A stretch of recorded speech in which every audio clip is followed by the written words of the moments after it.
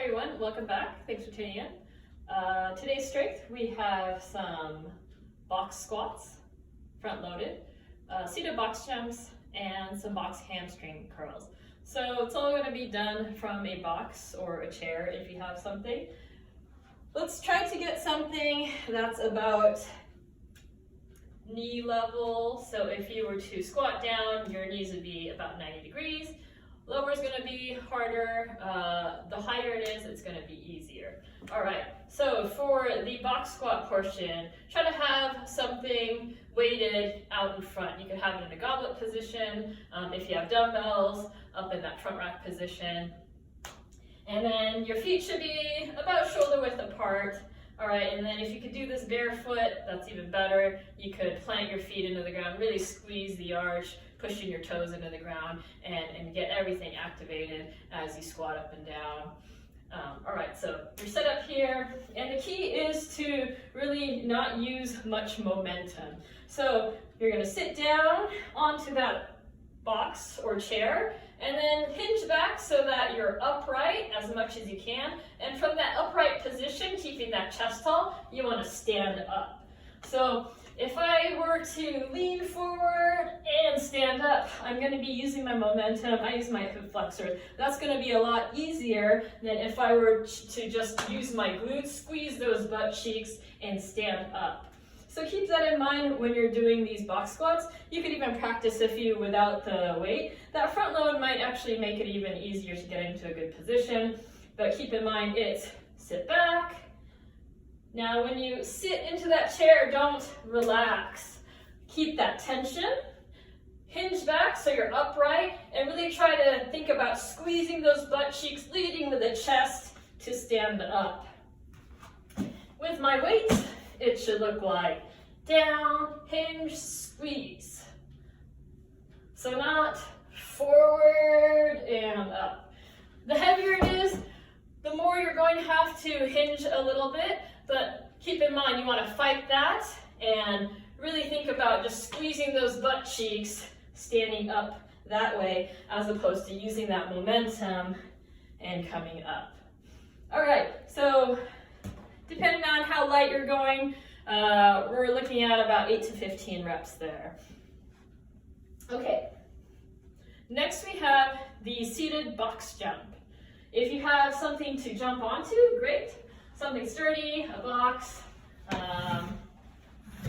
maybe a bench, sturdy chair. All right, I don't recommend using good furniture. So if you think it might break, make sure that you're staying safe there.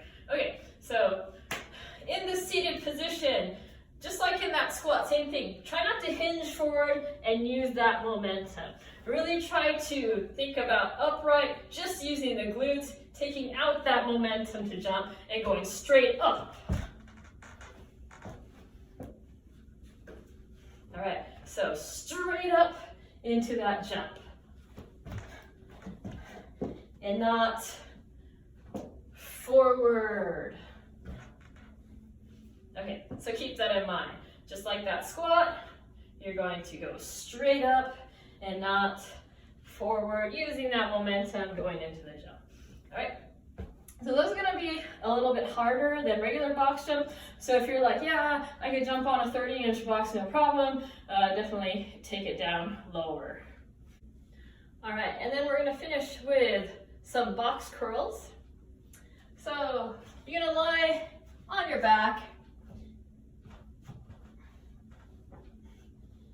You're going to get your feet onto the box, and then you're going to dig those feet into the ground to get your hips up into the air. And we're going to shoot for a straight line from the knees to the shoulders.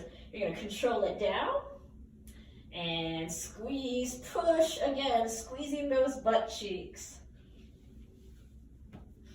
All right, keep in mind that you're not just thinking hips up towards the ceiling, arching your back. You want to keep that belly tight, neutral spine here, and keeping that tight, think about the glutes and hamstrings doing the work to bring yourself up and down. Don't forget about that control on the way down. All right, so you're gonna cycle through those 3 movements. Metcon for today is gonna involve some kettlebell swings and push-ups or dips. So for the kettlebell swing, you're gonna have a weight out front. You wanna have your feet wider than your squat stance, wider than your shoulders. All right, so from this position, we have that universal, I'm really tired during a workout stance. If I were to put my hands on my knees, this is the position that I'm going to start in my kettlebell swing. That weight's gonna be up front, back is always flat. And notice how I don't have too much bend in the knees. That motion, that power is gonna come from the hips, not the knees. So you don't wanna be bending and straightening your knees. It should be hinging the hips to where it doesn't take too much knee bend to use those hips. All right, so we have that weight out front, hinge back, hands on the weight, and then you're going to swing it right through with your arms, and using that momentum, you're gonna drive with the hips and get that weight up. If you don't wanna go all the way overhead, you could go Russian style, keeping it shoulder level. And keep in mind, it's the snap of the hips that get that weight up. If you're confident in your swing, and maybe you're not in a tiny room where you might break something, you could go all the way overhead, but the form should stay the same. Driving it back, keeping it close to the body, power comes from the hips, and then as you have momentum, you're following through with the hands all the way overhead.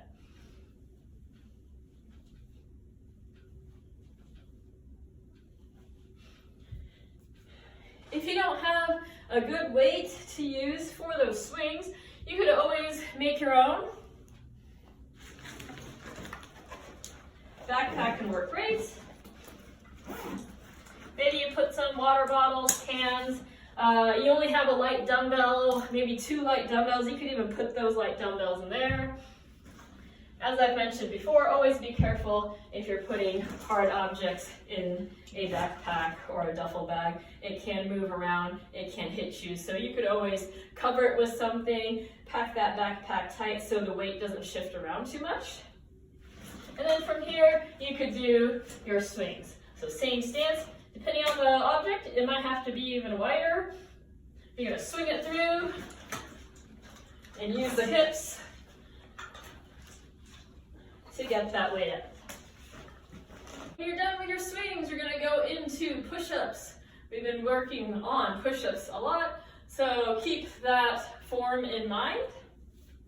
Let's see, a good tight plank position, feet together, hands underneath the shoulders. Let's not have our hips sag too much or hips up high too much. Let's squeeze everything together, get in a good plank position, and then pull those shoulder blades away from your ears. You're squeezing your lats, and then you're going to bend your elbows until your chest touches the ground. And then drive up from there, full extension at the top. All right? So that's the form you're gonna shoot for. Now always, if you need to modify, a great way to modify, rather than going onto your knees, is elevating your push-up. The higher the push-up is, the easier that modification becomes.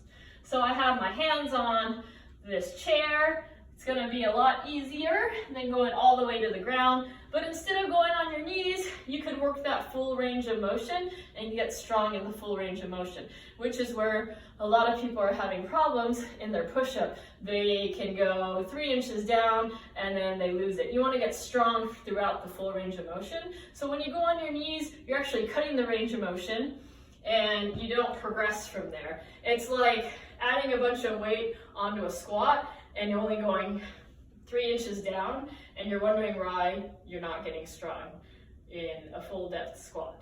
Okay, it becomes really hard. So always work that full range of motion with good form.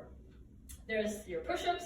You could always do negatives. Again, you're getting strong in the full range of motion, keeping good position, controlling yourself down the whole time, and getting strong from the top all the way to the bottom. then you warm yourself up. You could get on your knees to get up, but you're working full range of motion, strength when you're doing those negatives. Thanks for tuning in, everyone. Happy Friday. I hope you found that video helpful. If you have any questions, feel free to message me, send Janice a message, relay that message. If we're friends on Facebook or Instagram, shoot me a message about the programming. Any questions, concerns you have, helpful tips. Maybe you need some sort of modifications, you're injured, you're limited in equipment, and you're not sure what to do. I'll be happy to help with that. Also, don't forget the 5 p.m. Zoom classes every night and 9 a.m. on Saturdays. We also have a gym competition coming up, so keep an eye out for that. Maybe email, Facebook, pay attention. We'll get all that info out here pretty soon.